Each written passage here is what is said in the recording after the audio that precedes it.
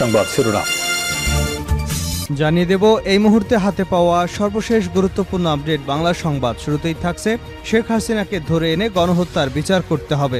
হেফাজতে ইসলাম বাংলাদেশের সাবেক যুগ্ম মহাসচিব মামুনুল হক বলেছেন, ১৬ বছর আমাদের বুকের উপরে চেপে বসেছিল এক জালিম শাহী। তাদের অবস্থা দেখে মানুষ ভাবতে শুরু করেছিল এদের হয়তো আর নামানো সম্ভব নয়, কিন্তু শেষমেশ ছাত্র জনতার আন্দোলনের মুখে ক্ষমতা ছেড়ে পালিয়ে যেতে বাধ্য হয়েছে এই স্বৈর শাসক।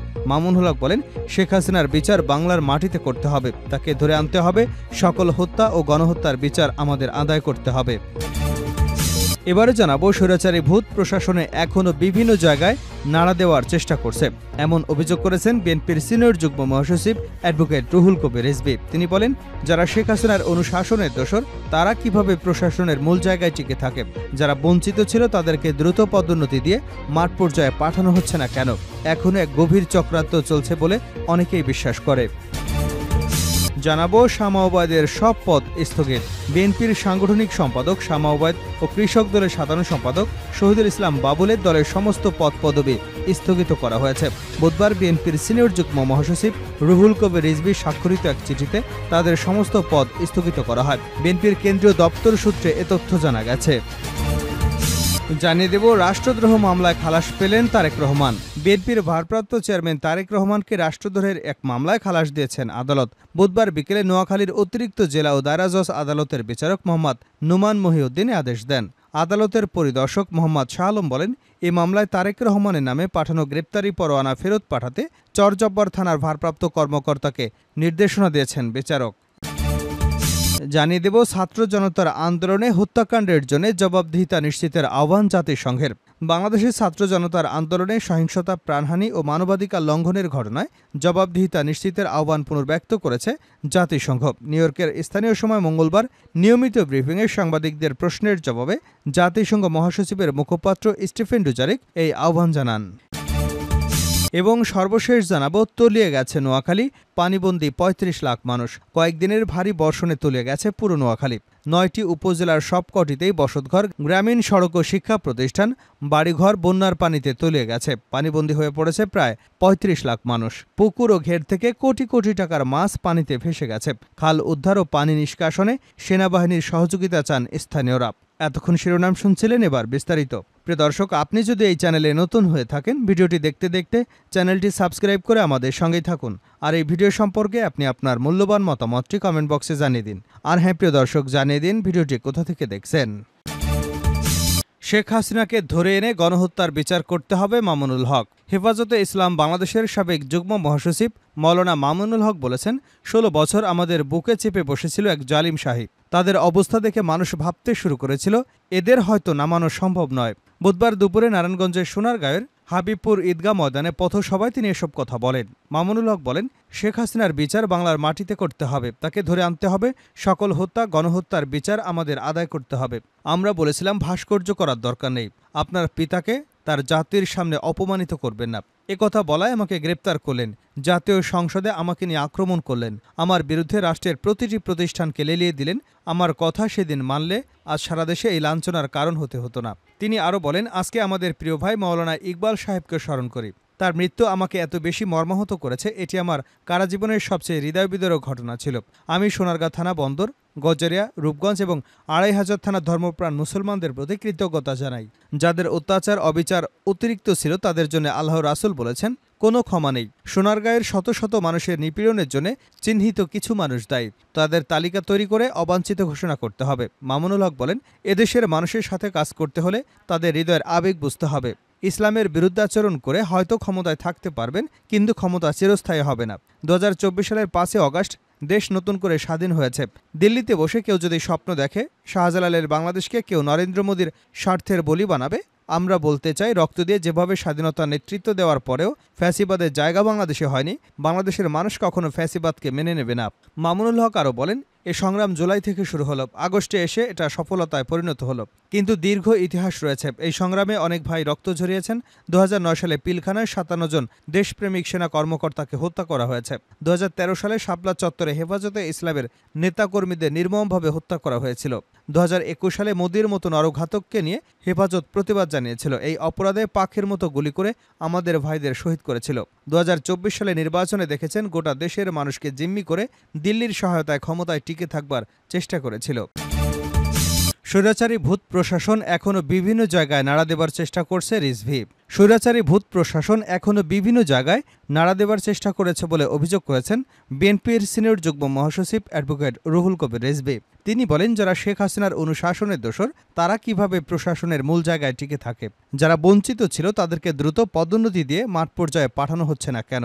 এখন এক গভীর চক্রান্ত চলছে, অনেকেই বিশ্বাস করে। বুধবার দুপুরে জাতীয়তাবাদী যুবদলের উদ্যোগে শেখ হাসিনার বিচারের দাবিতে এক বিক্ষোভ সমাবেশে প্রধান অতিথির বক্তব্যে তিনি এসব কথা বলেন। বিক্ষোভ মিছিলটি বায়তুল মোকাররম মসজিদের সামনে থেকে শুরু হয়ে জিপিও মোড় ঘুরে বিএনপির কেন্দ্রীয় কার্যালয়ের সামনে গিয়ে সংক্ষিপ্ত সমাবেশের মাধ্যমে শেষ হয়। অন্তর্বর্তীকালীন সরকারের উদ্দেশ্যে রিজভী বলেন, আমরা অন্তর্বর্তীকালীন সরকারকে আহ্বান জানাই, যত দ্রুত সম্ভব পদক্ষেপ নিন। কারণ শেখ হাসিনার ভূত, শেখ হাসিনার আত্মা এখনও সাজানো প্রশাসনের মধ্যে রয়েছে। দ্রুত পদক্ষেপ নিয়ে প্রশাসন থেকে আলাদা করে অ্যাডমিনিস্ট্রেশন থেকে, পুলিশ থেকে তার ভূতকে সরাতে হবে। বিএনপির সিনিয়র যুগ্ম মহাসচিব আরও বলেন, 1971 সালে বাংলাদেশ স্বাধীন হয়েছিল। তারপর থেকে বাংলাদেশকে কেউ কেউ নিয়ন্ত্রণে রাখতে চায়। আমাদের প্রতিবেশী দেশ তাদের হাতের মুঠোয় রাখতে চায়। কিন্তু এটা কি সম্ভব? সম্ভব নয়। এক দেশ থেকে জীবন দিয়ে যুদ্ধ করে রক্ত দিয়ে স্বাধীনতা পেয়েছি, অন্য রাষ্ট্রের হাতে বন্দী হতে নয়।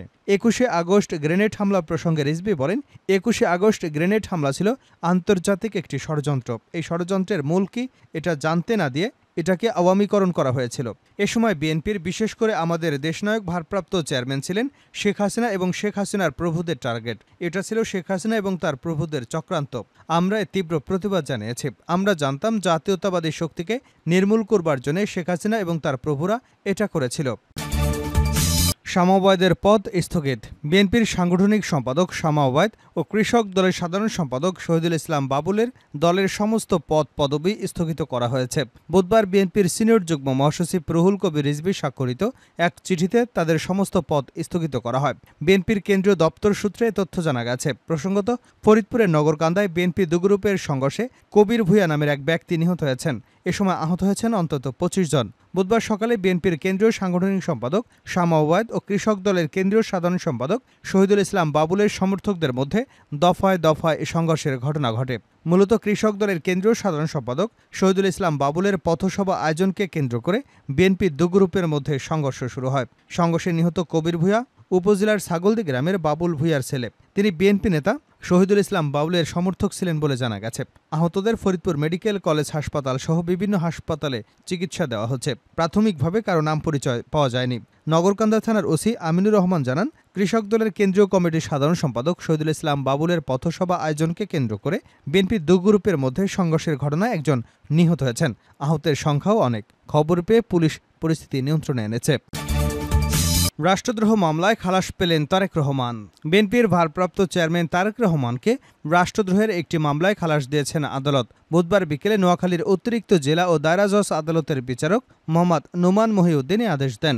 আদালতের পরিদর্শক মোহাম্মদ শাহ আলম বলেন, এ মামলায় তারেক রহমানের নামে পাঠানো গ্রেপ্তারি পরোয়ানা ফেরত পাঠাতে চরজব্বার থানার ভারপ্রাপ্ত কর্মকর্তাকে আদেশ দিয়েছেন বিচারক। জানা গেছে, 2014 সালের ডিসেম্বরে লন্ডনের একটি অনুষ্ঠানে শেখ মুজিবুর রহমানকে নিয়ে বক্তব্য দেন বিএনপির ভারপ্রাপ্ত চেয়ারম্যান তারেক রহমান। পরে 2015 সালের 28শে ফেব্রুয়ারি সুবর্ণচর উপজেলা আওয়ামী লীগের সভাপতি ও চরজব্বার ইউনিয়নের চেয়ারম্যান অ্যাডভোকেট ওমর ফারুক বাদী হয়ে নোয়াখালী চিফ জুডিশিয়াল ম্যাজিস্ট্রেট আদালতে তারেক রহমানের বিরুদ্ধে ওই মামলা করেন। এ বিষয়ে চরজব্বার থানাকে আইনগত ব্যবস্থা নেওয়ার পরামর্শ দেন আদালত। 2017 সালের 4 এপ্রিল থানার উপপরিদর্শক আনোয়ার হোসেন ভূঁইয়া আদালতে অভিযোগপত্র দেন। পরে এ মামলায় তারেক রহমানের বিরুদ্ধে গ্রেপ্তারি পরোয়ানা জারি করেন আদালত। মামলায় রাষ্ট্রপক্ষের আইনজীবী ছিলেন অতিরিক্ত জেলা জজ আদালতের পিপি দেবব্রত চক্রবর্তী। তারেক রহমানের পক্ষে ছিলেন জেলা বিএনপির সহসভাপতি অ্যাডভোকেট এবিএম জাকারিয়া ও কৃষক দলের কেন্দ্রীয় কমিটির সাংগঠনিক সম্পাদক অ্যাডভোকেট রবিউল হাসান পলাশ। এর আগে রোববার বিকেলে তারেক রহমানের বিরুদ্ধে মিথ্যা মামলা প্রত্যাহার করতে বাদী অ্যাডভোকেট ওমর ফারুকের বিরুদ্ধে ঝাড়ু ও জুতা মিছিল করেছে সুবর্ণচরের বিএনপি নেতাকর্মীরা। এ সময় ইউনিয়ন পরিষদ থেকে ওই চেয়ারম্যানের বহিষ্কার সহ তাদের আইনের আওতায় আনার দাবিও জানান তারা। তলিয়ে গেছে নোয়াখালী, পানিবন্দী ৩৫ লাখ মানুষ। কয়েকদিনের ভারী বর্ষণে তলিয়ে গেছে পুরো নোয়াখালী। ৯টি উপজেলার সবকটিতেই বসতঘর, গ্রামীণ সড়ক এবং শিক্ষা প্রতিষ্ঠান, বাড়িঘর বন্যার পানিতে তলিয়ে গেছে। পানিবন্দী হয়ে পড়েছে প্রায় ৩৫ লাখ মানুষ। পুকুর ও ঘের থেকে কোটি কোটি টাকার মাছ পানিতে ভেসে গেছে। খাল উদ্ধার এবং পানি নিষ্কাশনে সেনাবাহিনীর সহযোগিতা চান স্থানীয়রা। জানা গেছে, টানা এক সপ্তাহের ভারী বর্ষণে জলাবদ্ধতা দেখা দিয়েছে নোয়াখালীর জেলা জুড়ে। জেলার সদর, সেনবাগ, সোনাইমুড়ি, চাটখিল, বেগমগঞ্জ, কবিরহাট, কোম্পানীগঞ্জ, সুবর্ণচর উপজেলার বেশিরভাগ নিচু এলাকা প্লাবিত হয়েছে। এতে সীমাহীন ভোগান্তির মধ্যে পড়েছেন এসব উপজেলার বাসিন্দারা। পানিতে ডুবে গেছে আমন ধানের বীজতলা, শাকসবজি। এছাড়া মাঠে পানি বেশি থাকায় অনেক এলাকার কৃষক খেতে আমন লাগাতে পারছে না। জলাবদ্ধতায় আটকে গেছে জেলার ৩৫ লাখ মানুষ। ডুবে গেছে সড়ক, বসতবাড়িতেও ঢুকে পড়েছে পানি। পানি নিষ্কাশন ব্যবস্থা ভালো না হয় দীর্ঘ সময় ব্যাপক জলাবদ্ধতার চরম দুর্ভোগে পড়তে হচ্ছে নোয়াখালীবাসীর। সেনাবাহিনীর সহযোগিতায় দ্রুত জলাবদ্ধতা নিরসনে কার্যকর পদক্ষেপ নেবার আহ্বান জানান পানিবন্দী মানুষজন।